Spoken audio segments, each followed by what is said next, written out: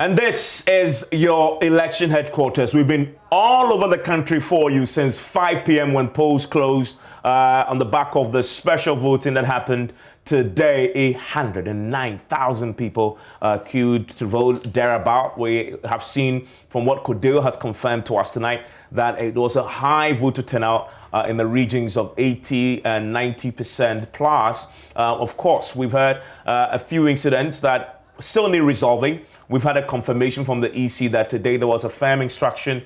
If you don't have a face mask, you're not going to be allowed to cast your ballot until you brought one.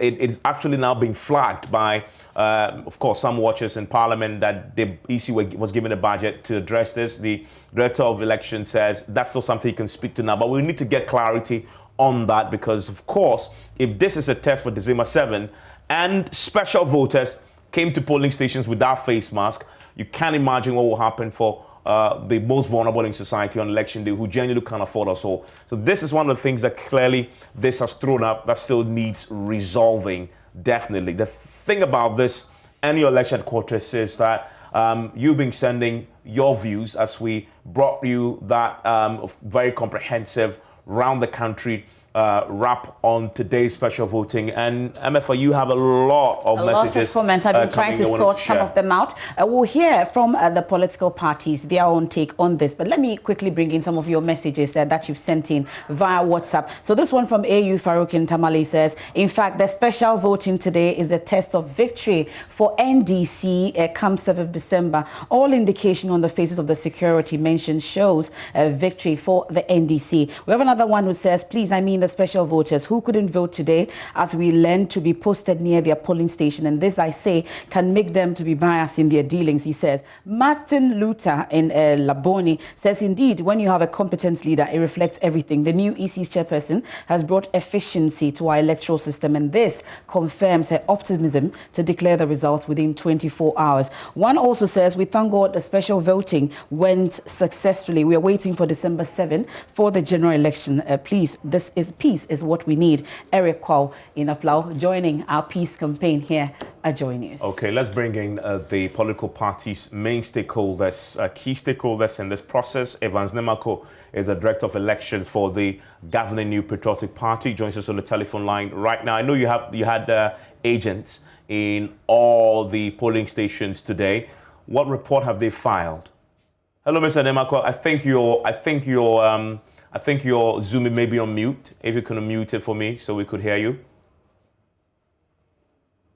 I think it's frozen also. We'll try and get that rectified very shortly. Is Mr. Nemako back on? Mr. Nemako, if you can hear me, you can give us the MPP's assessment of this report that you've received from your own agents on the ground today. Hello.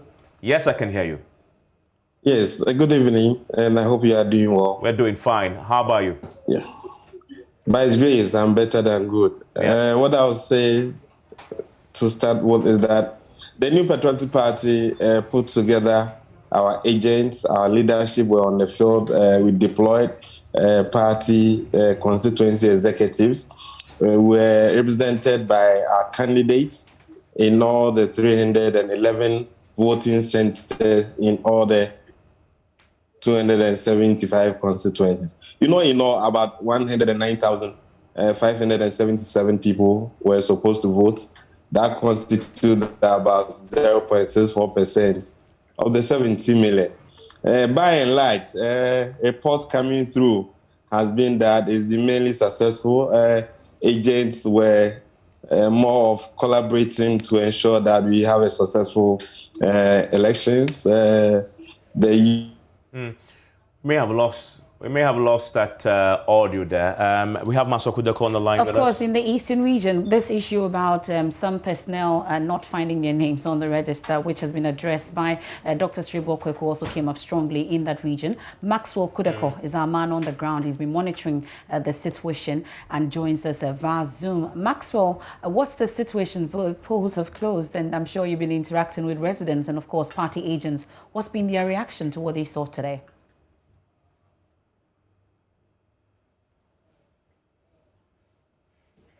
You would have to unmute yourself, Maxwell.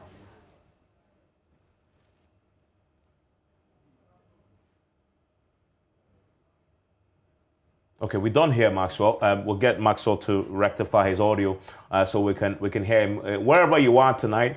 If you are one of those who was in the queue, another thing that came up today, by the way, long queue, is the people taking photos of their ballots. It's on the back of that, 2 people have been arrested. And that's another thing that we've seen. In fact, social media, I've seen people whose ballots that you can't circulating. You could get in trouble for that. Let's try again if Maxwell Kudako has joined us back via Zoom. Maxwell, I'm sure you've unmuted yourself now. Bring us up to speed on the situation in the areas that you visited today and how it's been. Very clear. We have taught a number of the 33 constituencies in the Eastern region. Just as we indicated in the morning, the Eastern region had over 7,000 expected votes across the region. The New Biabin South constituency had the largest number of early voters, comprising of personnel from the security agencies, the media, and DC officials. The number summed up to 837 in the New Biabin South constituency. But at the end of the poll, 692 voters were able to turn out in the exercise. So about 145 people who submitted their names for early voting did not turn out here in the New Biabin South constituency. So we had 82% voter turnout in the New Biabin South constituency.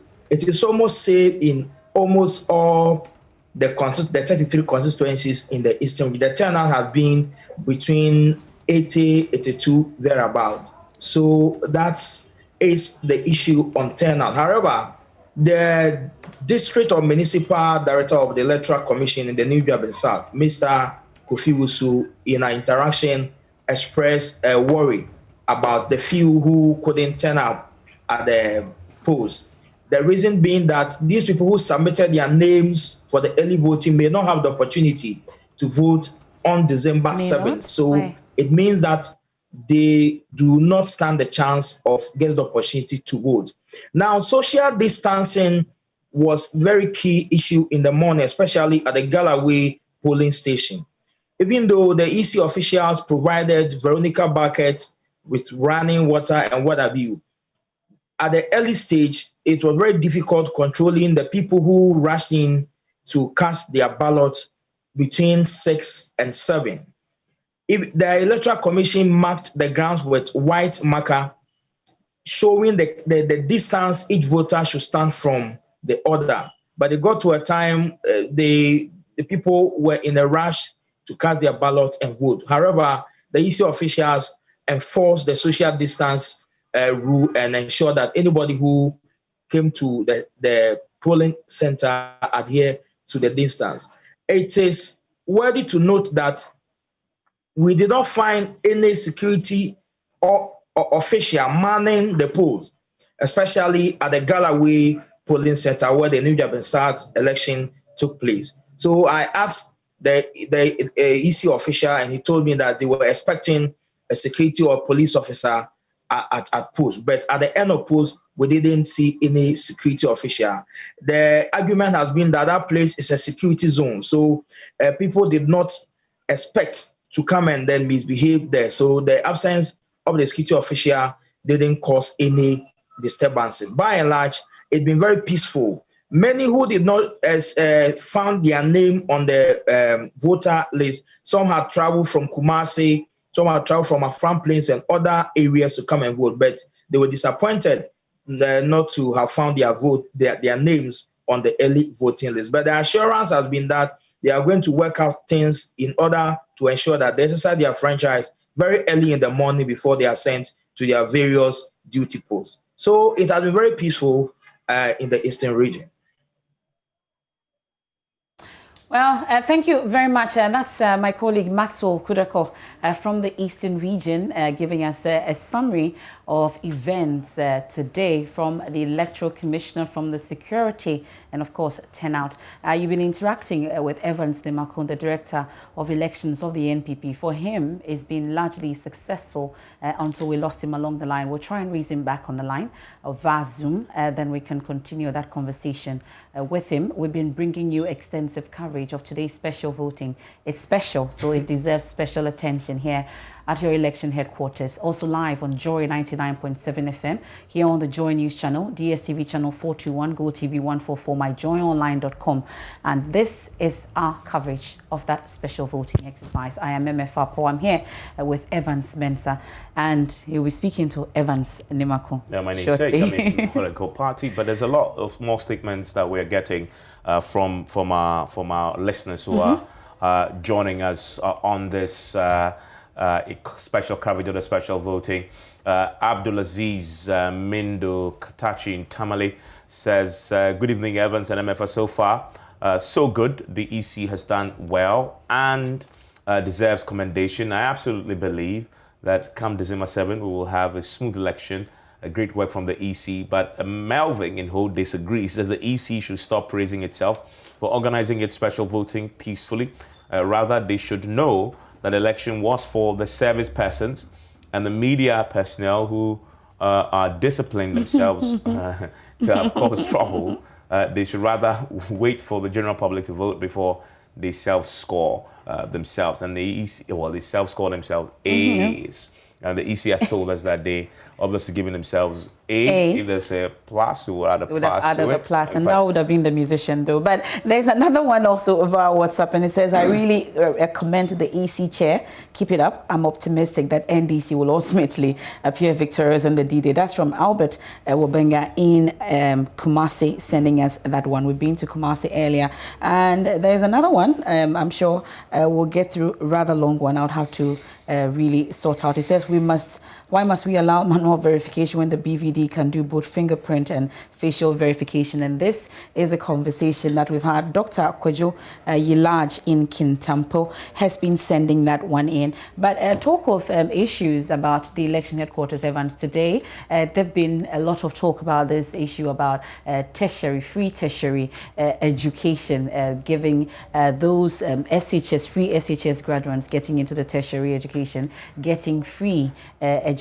They'll be paid. And the Scholarship Secretariat today announced ahead, after the NDC had also issued a statement earlier today. So the Scholarship Secretariat insists that theirs came out before the NDC. You know, in the NDC's People's Manifesto, they had mentioned that we're going to give 50%, which will be the chimpe for the tertiary students. But now they said, Niñina, fa Niñina. That's what it is now.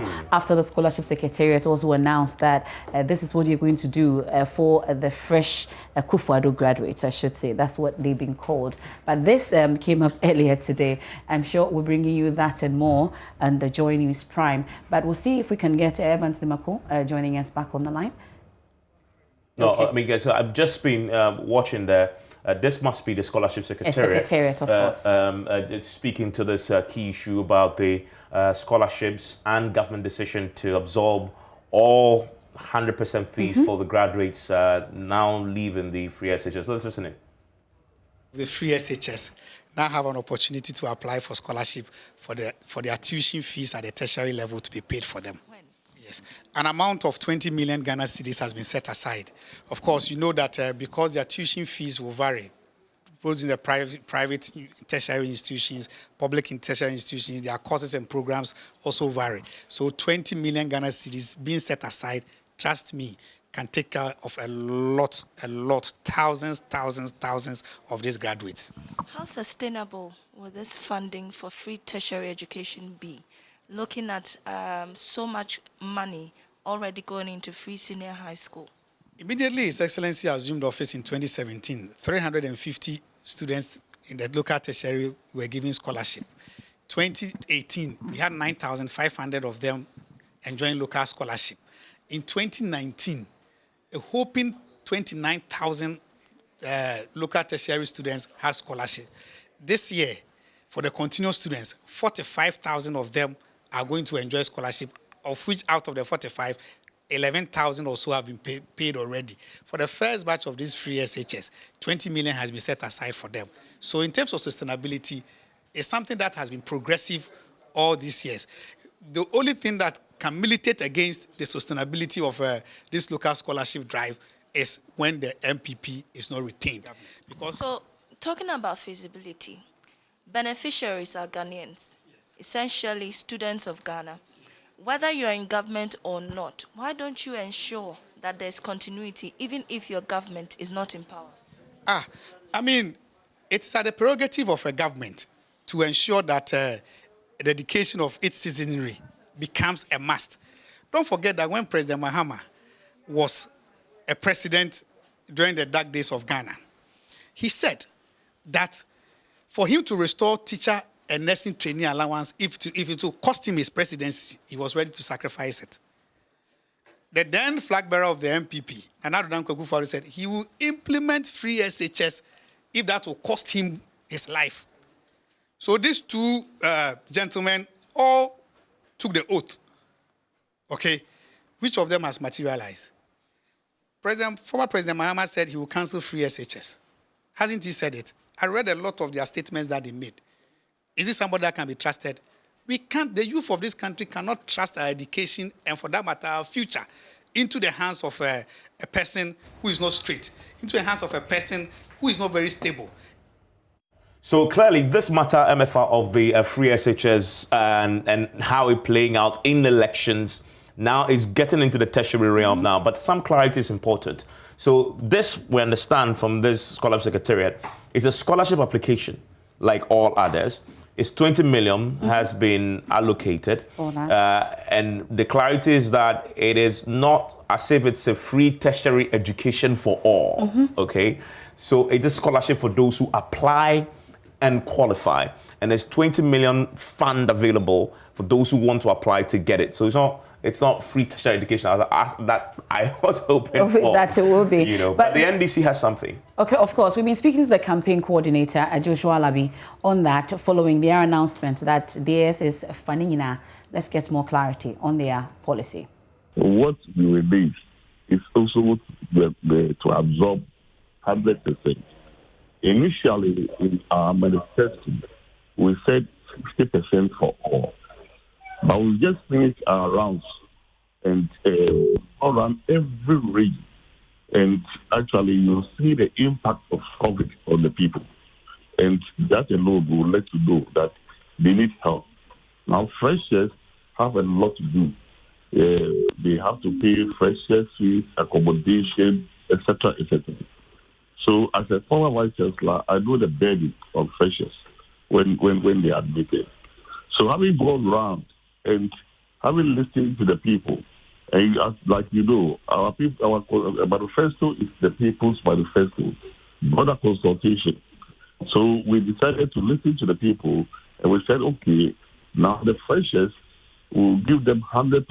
We're going to absorb that, but the continuing students also have effect. So ours is not limited to only the freshers. Okay. Then the continuing students will have 50%. But some have described this as an afterthought because the time that the People's Manifesto was being put together, of course, or being launched, the COVID-19 impact was also with us. So many say that this is just a last-minute scam to, lie to the electorate to vote for you. We don't lie to the electorate. NDC does not lie to the electorate. Now, like I said, initially we said 50%, and that was not a scam. Now we are saying 100% because we've gone around. Look, you need to go around as a journalist and we see the impact of the COVID. I've been to Bukuku, I've been to UU, I've gone around the whole country, and I tell my sister it's not easy. So we said, then let's move the 50% to 100% for the freshers. Well, the battle of the free SHS and now the free tertiary. But for some clarity, the NDC's policy is also for the first year of tertiary. But he talks about the continuing students as well. That's the clarity he also gave, that earlier they had mentioned that it's just for the first year, but they have a policy also for the continuing students as well. I see. So the government one is a scholarship that... For the first year. Only first year or for all tertiary? Just the first year. The fresh graduates. Can apply. Exactly. Okay. So I'm sure we'll wrap up at this point, but let's head to the central region and interact with my colleague Richard Kojo Nyaku. He's joining us from the central region. Richard Kojo Nyaku, briefly bring us up to speed on the situation in the central region, then we can wrap up. Because he's been talking. Well, everything went on smoothly across all the centers I visited. I went to the KEA. I was in Infantiman constituency. I went to the Abrasibu Kwamankese, Cape Coast North and Cape Coast South. But at the end of everything, things went out. The COVID-19 protocols were strictly adhered to. There were markings on the ground very early in the morning, and so people stuck to these markings that were on the ground. Apart from that, to anyone that came without a nose mask, there were some people that were selling some nose masks around, and so they were admitted into the queue. So far, it's been very good. The General Secretary of the New Patriotic Party, John Boadu, after the post, expressed some satisfaction about how things have really turned out. He said that, well, they supported the EC in its drive to overhaul the system, and they've been vindicated. They are expecting that there would be massive improvements come December 7. And so they were not really impressed with the turnout, because in the Cape Coast South constituency, out of the 430 people that were expected to cast their ballot, about 50 people did not turn out. Same applies to the Cape Coast North constituency, in the Himalawa, the Intra constituency as well. And so they say that they are going to embark on some education and sensitization, so that on December 7, a lot of people will troop to the voting centers to cast their ballot for the New Patriotic Party candidate to retain the president in power. And so that is what really has been happening. But I've been speaking with the party agent as well, and they have been expressing some satisfaction about everything that went on, with the exception of a few issues that happened, that the regional police commander indicated that. Well, Kojo, these are things that we're going to take up on the Prime very shortly here